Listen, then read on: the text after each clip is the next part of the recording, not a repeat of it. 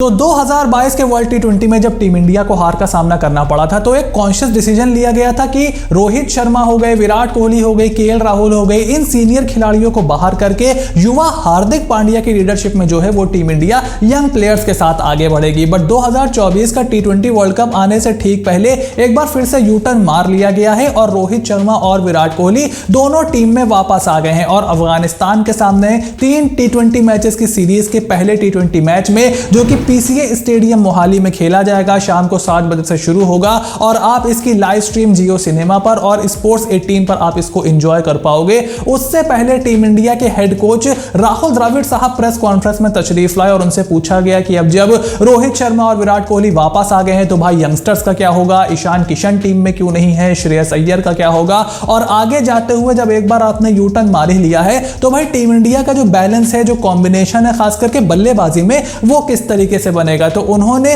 कई बड़ी अपडेट दी press conference में। देखो, पहली बड़ी अपडेट तो निकल करके आई है जो टीम इंडिया के खेमे से, वो ये है कि विराट कोहली पहला मैच नहीं खेलने वाले हैं। तो अपने कमबैक में मैं तो ऐसा एक्सपेक्ट कर रहा था कि मोहाली की अच्छी बैटिंग कंडीशंस में, जहां पर ड्यू भी बहुत ज्यादा गिर सकती है, वहां पर विराट कोहली को अच्छी शुरुआत मिल सकती है इन द टी20 फॉर्मेट एक बार फिर से, क्योंकि तकरीबन 1 साल का समय हो गया, 1 साल से ऊपर हो गया जब ये लोग खेले नहीं है, बट वो अनअवेलेबल है ड्यू टू पर्सनल रीजंस। हालांकि दूसरे और तीसरे टी20 मैच में वो अवेलेबल हो जाएंगे। वहीं दूसरी अपडेट यहां पर दी राहुल द्रविड़ ने कि रोहित शर्मा और यशस्वी जायसवाल पारी की शुरुआत करेंगे। उनसे पूछा गया कि क्या हम रोहित और विराट को पारी की शुरुआत करते हुए देख सकते हैं, जो कि मेरा भी पॉइंट ऑफ व्यू यही है कि यार जब आप दोनों को लेकर के आए ही हो तो दोनों को सलामी बल्लेबाजी करने दो। अब उसके लिए आपको गिल, जायसवाल, ऋतुराज ऐसे खिलाड़ियों की बलि चढ़ानी पड़ेगी। बट फिर अगर आप इनको नंबर 1 पे और नंबर 3 पर खिलाओगे और ओपनिंग रोहित के साथ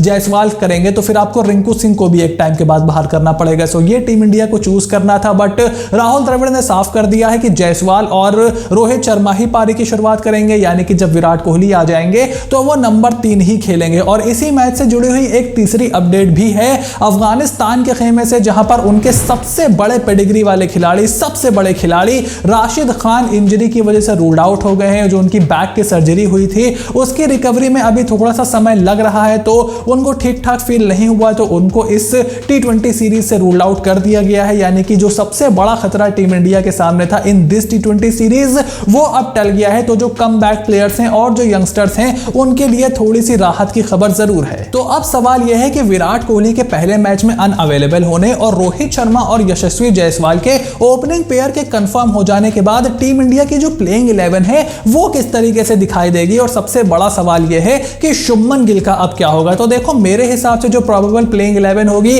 जायसवाल और रोहित शर्मा तो अब शुरुआत करने वाले हैं। उसके बाद नंबर 3 पर गिल या सैमसन में से कोई एक खेलेगा, नंबर 4 पर तिलक वर्मा होंगे, नंबर 5 पर होंगे रिंकू सिंह और नंबर 6 पर जितेश शर्मा होंगे। उसके बाद अक्षर पटेल, बिश्नोई और कुलदीप में से कोई एक, और फिर आपके 3 तेज गेंदबाज होंगे जिनको आपने सेलेक्ट किया है। अब शुभमन गिल को अगर ये नंबर 3 पे खिलाते हैं तो उनको बाहर करना कंपैरेटिवली आसान होगा जब विराट कोहली आ जाएंगे, क्योंकि भाई विराट को तो नंबर 3 पे खेलना ही खेलना है। लेकिन अगर आप संजू को खिलाते हो और संजू परफॉर्म कर देते हैं तो फिर संजू और जितेश के बीच में सीधा कंपटीशन हो जाएगा। और अगर बैकडोर से टीम मैनेजमेंट केएल राहुल को आगे लाने के बारे में सोच रही है कि आईपीएल अगर उनका अच्छा चला जाए तो उनको मिडिल ऑर्डर में हम फिट कर देंगे, वो काम नहीं हो पाएगा फिर, क्योंकि फिर संजू की परफॉर्मेंस गिनाई जाएगी और जितेश नीचे खेलेंगे, तो डायरेक्ट कंपटीशन में होंगे नहीं दोनों। और राहुल द्रविड़ से जब ईशान किशन के बारे में पूछा गया तो उन्होंने कहा कि वो तो अनअवेलेबल थे, और श्रेयस के बारे में पूछा गया तो उन्होंने साफ कर दिया कि श्रेयस को ड्रॉप कर दिया गया है, बिकॉज टी20 फॉर्मेट में उनको लगता है कि उनसे बेहतर ऑप्शंस हैं और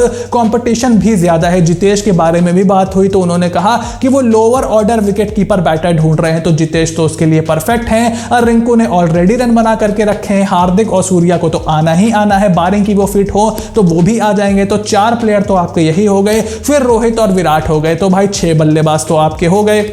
तो अब सवाल यही है कि आने वाले समय में क्या जायसवाल और गिल दोनों बाहर हो जाएंगे, क्या रोहित और विराट ओपन करेंगे, और संजू और गिल में से जो नंबर 3 पर खेलेगा वो देखना बहुत ही इंटरेस्टिंग होगा। और इसीलिए मुझे लगता है कि टीम शुभमन गिल के साथ जाएगी, बिकॉज गिल जायसवाल दोनों में से अगर कोई एक बंदा परफॉर्म नहीं करेगा तो जब विराट आएंगे या जब टी20 वर्ल्ड कप आएगा, अगर आप इस टूर्नामेंट में उसके साथ इस सीरीज में कंटिन्यू भी करते हो तो दोनों में से एक को बाहर करना आसान होगा। संजू को आप बेंच पे बिठाओ और बेंच से ही बाहर कर दो अगर आपका केएल राहुल को लाने का प्लान है और मुझे लगता है कि फ्यूचर में आपको यही देखने को मिलेगा। तो ये मेरे हिसाब से टीम इंडिया की प्लेइंग 11 होगी। उसके बाद अगर जल्दी से अफगानिस्तान की प्लेइंग 11 भी देख ली जाए, क्योंकि उनकी टीम T20 फॉर्मेट में थोड़ी सी हल्की जरूर है, ODI फॉर्मेट में ये आपको जरूर टक्कर देते हैं, बट T20 फॉर्मेट में ये कैसा खेलेंगे, वो एक हिटिंग जोन इनकी थोड़ी सी कम है, जो पावरफुल प्लेयर्स हैं वो थोड़े से कम यहां दिखाई देते हैं, इनिंग कंस्ट्रक्ट करने वाले खिलाड़ी ज्यादा है। तो रहमानुल्लाह गुरबाज के साथ हजरतुल्लाह जज़ई पारी की शुरुआत करेंगे, इब्राहिम ज़ादरान, अज़मतुल्लाह उमरज़ाई,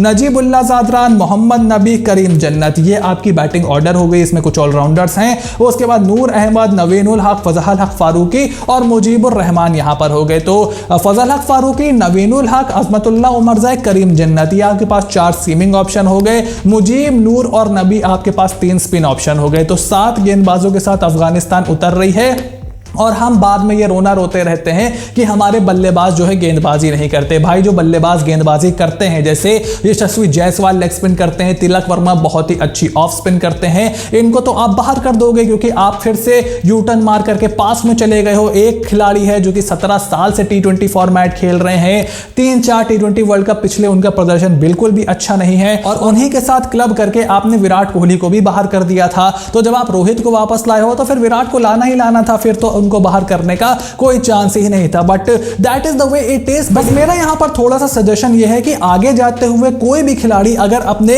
इंटरनेशनल करियर से पहले IPL को प्रायोरिटाइज करता है तो यार उसको आप क्रिटिसाइज मत करना मेरा भाई। देखो, क्योंकि आप साल भर खेलते रहो, परफॉर्म करते रहो, ट्रैवल करते रहो, पासपोर्ट पे स्टैंप लगवाते रहो और एंड में आप सीनियर्स के लिए अगर आपको अपनी जगह खाली करनी पड़ जाए तो वो किसी के भी मोराल को डाउन कर देगी। तो फिर आप यही सोचोगे कि भाई मेरा पैसा कहां से बनेगा, मेरा नाम कहां से बनेगा, मेरा फेम कहां से बनेगा, और उसी चीज को आप नेचुरली यहां पर प्रायोरिटाइज करोगे। सो किसी भी प्लेयर को भाई मैं तो अब बिल्कुल भी IPL चुनने के लिए क्रिटिसाइज नहीं करने वाला, क्योंकि देखने में ऐसा ही लगता है कि really IPL is the only place where talent meets opportunity. और मोहाली के T20 स्टैट्स की बात करें तो यार अभी तक इस मैदान पर जो है 9 मैचेस खेले गए हैं। 5 मैचों में पहले बल्लेबाजी करने वाली टीम जीती है, 4 मैचों में बाद में बल्लेबाजी करने वाली टीम जीती है। तो चुनने के लिए दोनों डिसीजंस के बीच बहुत ज्यादा कुछ नहीं है। हाँ, ये जरूर है कि इस समय नॉर्थ इंडिया में बहुत जबरदस्त ठंड पड़ रही है। मैं खुद 2-2 लेयर यहां पर पहन करके बैठा हुआ हूं और चंडीगढ़ साइड, मोहाली साइड तो भाई बहुत ज्यादा कोहरा ओहरा पड़ने के भी चांसेस हैं और ड्यू भी बहुत ज्यादा आने वाली है। ऐसे में जो भी कैप्टन टॉस जीतेगा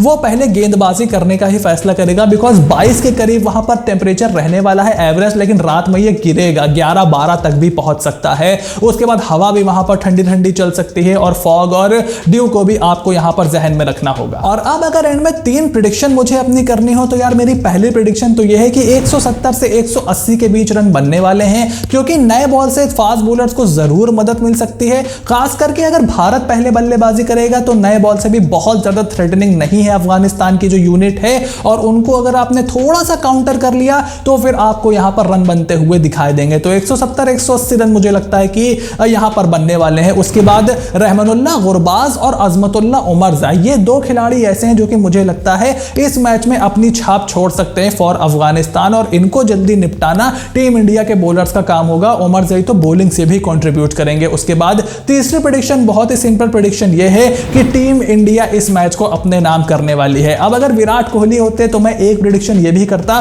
कि विराट का बल्ला चलने वाला है और धमाकेदार अंदाज में वो T20 फॉर्मेट में एक बार फिर से वापसी करने वाले हैं, इंटरनेशनल T20 फॉर्मेट में, बट वो अब नहीं है। जायसवाल की इंटेंट देखना बहुत ही इंटरेस्टिंग होगा। रोहित शर्मा किस तरीके से बल्लेबाजी करते हैं इस पर सबकी निगाह बनी रहेगी। लेकिन मैं जो चीज गौर करना चाहता हूं, जैसे मैंने आपको बताया, वो है नंबर 3 का स्लॉट। अगर सैमसन आते हैं, देखो विराट को तो आना ही आना है, लेकिन अगर सैमसन आते हैं और कहीं परफॉर्म कर देते हैं तो अगर KL राहुल को लाने का इनका प्लान है वो बहुत ज्यादा खतरे में आ जाएगा। सो आई थिंक कि शुभमन गिल ही नंबर 3 पर खेलने वाले हैं, but this is just the theory, only time will tell. तो आपका जो ओपिनियन हो, make sure to write it in the comment section down below. अपनी प्लेइंग 11 बताओ, अपनी प्रेडिक्शन बताओ, चैनल को सब्सक्राइब कर लो, नोटिफिकेशन की घंटी बजा करके रखो, क्योंकि इसी तरीके के प्रीव्यूज, रिव्यूज और एनालिसिस आपको इसी चैनल पर लगातार देखने को मिलते रहेंगे। So you have to stay tuned for everything that is coming your way, and I will see you soon in the next video.